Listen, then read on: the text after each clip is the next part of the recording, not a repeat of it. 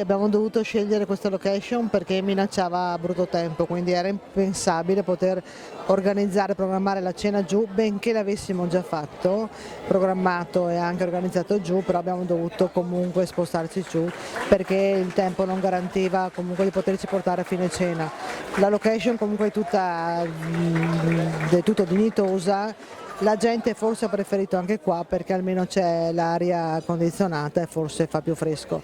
Mi dispiace la piazza, speriamo che il prossimo anno di riuscire a fare la cena in piazza. Deve essere una serata indimenticabile, la si fa una volta all'anno e io vorrei che la gente che ha presenziato questa sera tornasse anche il prossimo anno. Siamo molto contenti e felici degli obiettivi anche raggiunti.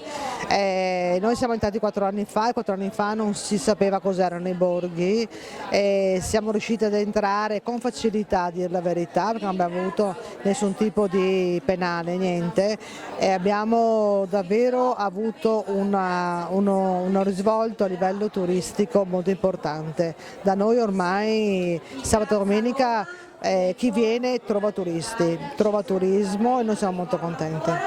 Adesso non resta che aspettare il bacio della mezzanotte. Adesso il bacio di mezzanotte, sì, tra poco ci sarà.